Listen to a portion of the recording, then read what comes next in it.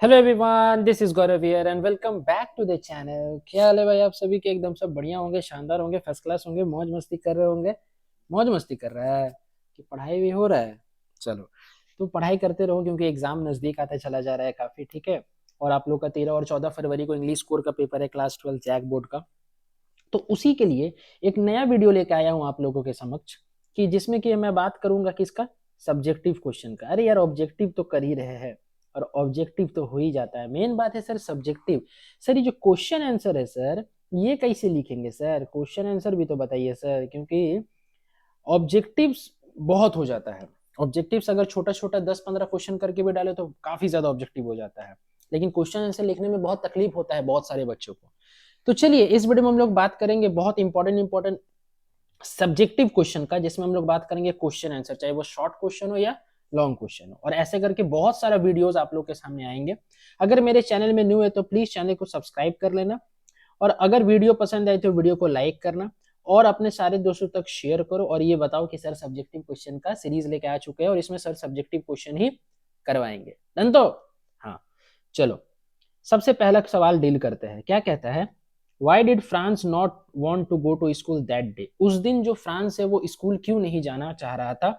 और what tempted France to stay away from school? और France को क्या लुभा रहा था स्कूल ना जाने के लिए, जो कि मना कर रहा था? यानी दोनों का आंसर सेम होगा, एक क्वेश्चन में दोनों आंसर सेम होगा, ठीक। तो देखो, क्या है कि France did not want to go to school that day because he feared a scolding, because he feared a scolding as he did not had prepared his lessons on participles. France उस दिन school इसीलिए नहीं जाना चाह रहा था क्योंकि वो डर रहा था किससे? मार से। ये जो स्कॉल्डिंग वर्ड है ना बच्चा, ये स्कॉल्डिंग का मतलब होता है क्या? फियर अ स्कॉल्डिंग। स्कॉल्डिंग मतलब डांट सुनना, डांटना, फटकारना, जो कि उसका टीचर उसको करेगा क्योंकि वो अभी भी पार्टिसिपल्स पे जो उसको होमवर्क मिला था वो कंप्लीट नहीं किया था। On which his French teacher M Hamel was to question the class that day, जिसमें कि उसका जो फ्रेंच टीचर है एम हेमल वो उससे क्वेश्चन पूछने वाला था। बिसाइड्स, इसको छोड़ करके, the warm and bright weather, जो इतना अच्छा सुनहरा मौसम था, the chirping of birds, birds का चहचहाना, and the slight of the marching of Prussian soldier also tempted France to stay away from school. और ये बाकी सब जो है, ये सब क्या कर रहा था? फ्रांस को स्कूल से दूर रखने का कोशिश कर रहा था। यानी जो सुनहरा मौसम था, पक्षियों का आवाज चहचहाना, और प्रूशियन सोल्जर का मार्चिंग पास्ट, सब कोई टेम्प्ट कर रहा था। टेम्प्ट का मतलब क्या होता है? टेम्प्ट का मतलब होता है लुभाना। क्या ज्यादा लुभा रहा था? तो पार्टिसिपल से भी ज्यादा लुभा रहा था ये सब चीज, किसको? फ्रांस को। डन तो? चलो, सेकंड नंबर क्वेश्चन की तरफ मूव करते हैं और देखते हैं कि क्या लिखता है सेकंड नंबर क्वेश्चन में। How different was the seen in the classroom on the day of the last lesson? Last lesson के दिन जो क्लासरूम था उसका सीन कैसा था? और why was France confuse, what added to his confusion? और फ्रांस कंफ्यूज क्यों था? देखो क्यों कंफ्यूज था, पढ़ते हैं। When France reached school, he found the entire place unusually quiet. जब फ्रांस स्कूल पहुंचा तो वो ये पाया कि जो जगह है वो अनयूजुअली क्वाइट है। अनयूजुअली क्वाइट का मतलब सर कि कभी ऐसा नहीं होता है जो कि अभी दिख रहा है। स्ट्रेंज एंड सोलेम, बहुत ही आश्चर्यचकित वाला जो सीन था क्लासरूम के अंदर। He was late for school and thought that M Hamel would scold him. वो स्कूल के लिए काफी लेट हो चुका था और उसको लग रहा था कि अब मुझे जो सर है वो डांटेंगे। बट टू हिज सरप्राइज, लेकिन सबसे आश्चर्यचकित उसको ये बात किया, M Hamel spoke very kindly to him. M Hamel जो उसे बहुत ही प्यार से बर्ताव किए, प्यार से बात की, एंड इनवाइटेड हिम इन, और उनको और उसका स्वागत किया कि तुम अंदर आ जाओ, उसको बोले कि तुम अंदर आ जाओ। However, what confused him the most was the presence of the village elders in the classroom. सबसे ज्यादा उसको जो आश्चर्यचकित किया वो ये बात था कि जो विलेजर्स थे, जो गांववासी थे, वो भी क्लासरूम में प्रेजेंट थे और वो बैक साइड यानी पीछे बैठे हुए थे। ठीक है, वो चीज लिखा नहीं है पीछे बैठे हुए थे, बस हम ऐड कर दिए उसमें कि ऐसा था सिचुएशन। डन तो? Very good. अब देख, ये क्वेश्चन सबसे पहले समझ, उसके बाद आंसर, ठीक है। Who occupied the back bench in the classroom on the last day of the last lesson? Sir villagers. Sir villagers occupy किया हुआ था लास्ट बेंच, अभी आपने बताया। एंड वाई, अब क्यों ये नहीं पता, ये पढ़ेंगे हम लोग, ठीक है। हाँ, और में क्या है, why were some elderly person occupying the back bench that day? क्यों सब जो बुजुर्ग व्यक्ति है वो लास्ट डे के दिन क्लासरूम में बैठे थे बैक बेंच में? और who were sitting on the back benches during M Hamel last lesson और वाई, और कौन बैठे थे बैक बेंच में लास्ट लेसन के दौरान जो कि एम हेमल पढ़ाए। तो ये तीनों का जो आंसर है वो सेम होने वाला है। देखो क्या है, ध्यान से देखो।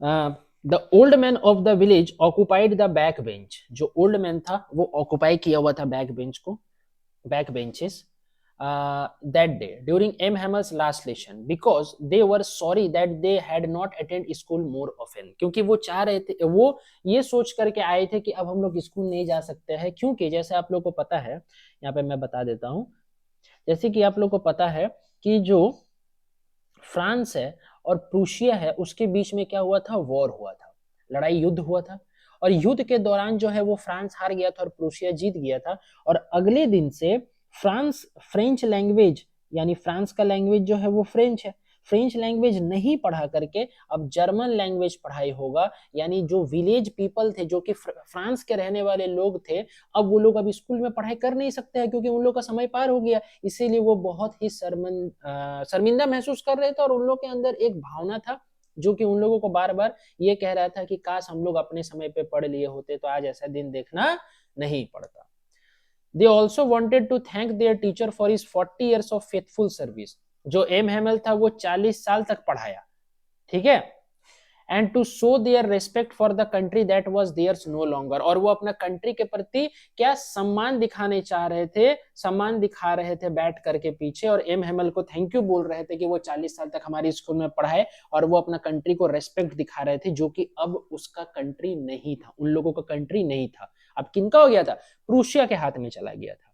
डन, तो हाँ वेरी गुड।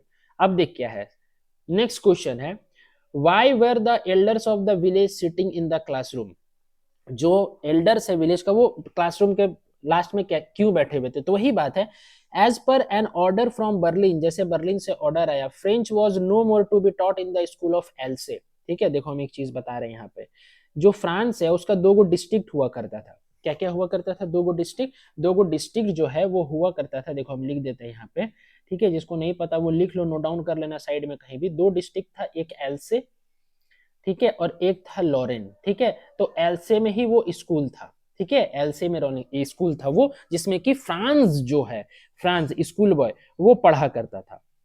डन, तो हाँ, तो as per an order from Berlin, French was no more to be taught in the school of Alsace, Alsace की स्कूल से अब फ्रेंच लैंग्वेज नहीं पढ़ाया जाएगा। Therefore M Hamel the French teacher, जो कि फ्रेंच टीचर था, had to leave after 40 years of long and faithful service, इसीलिए एम एमएल को भी भागना पड़ेगा यहाँ से अपना 40 साल का सर्विस के बाद। The elders of the village felt sorry for not learning their language and were present in the classroom to express their respect and gratitude towards him, जो भी अपना ग्रेचुइट था वो अपने टीचर के लिए वो दिखा रहे थे, रिस्पेक्ट जो था वो अपने टीचर के प्रति दिखाने के लिए वहां पे प्रेजेंट थे, और वो ये भी दिखा रहे थे कि हम लोग लैंग्वेज, अब अपना लैंग्वेज जो मदर टंग है वो नहीं पढ़ पाएंगे। डन, तो हाँ, अब देखो क्या है, how did M Hamel praise the French language, French language को कैसे करके एम हेमल प्रेज कर रहा था। M Hamel called French the most beautiful language in the world, M Hamel कहते हैं कि जो फ्रेंच लैंग्वेज वो सबसे अच्छा लैंग्वेज है, according to him it was the clearest and the most logical language, उसके अनुसार, उनके अनुसार क्या है कि जो फ्रेंच लैंग्वेज है वो सबसे क्लियर है और मोस्ट लॉजिकल और लॉजिक पूर्ण लैंग्वेज है, ठीक है, तर्कपूर्ण।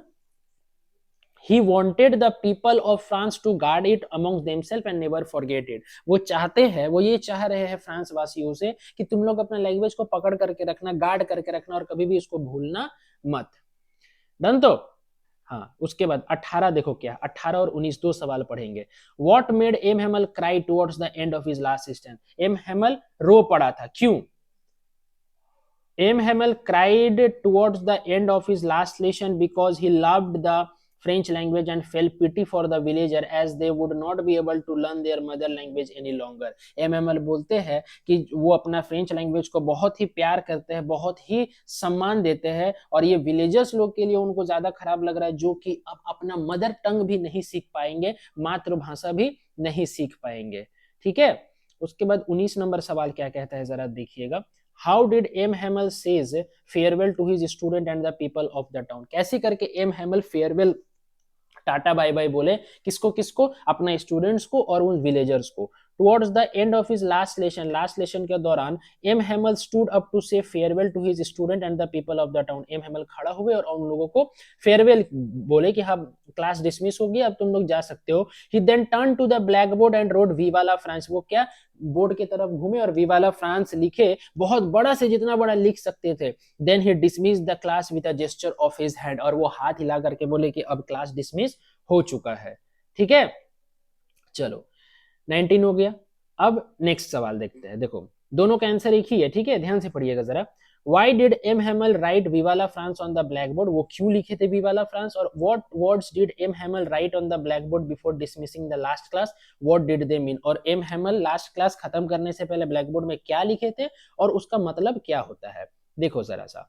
M. Hamel wrote the words Viva la France, है ना, in big letters on the blackboard, blackboard में बहुत बड़ा करके वी वाला फ्रांस लिखे, before dismissing the last class खत्म करने से पहले।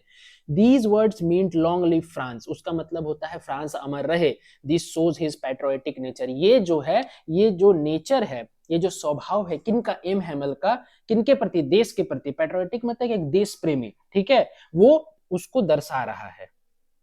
उसके बाद ये वाला देखिए, ये सवाल बहुत अच्छा सवाल है ना, थोड़ा बड़ा भी है तो ध्यान से देखिएगा, 5 नंबर का सवाल में हो सकता आ सकता है।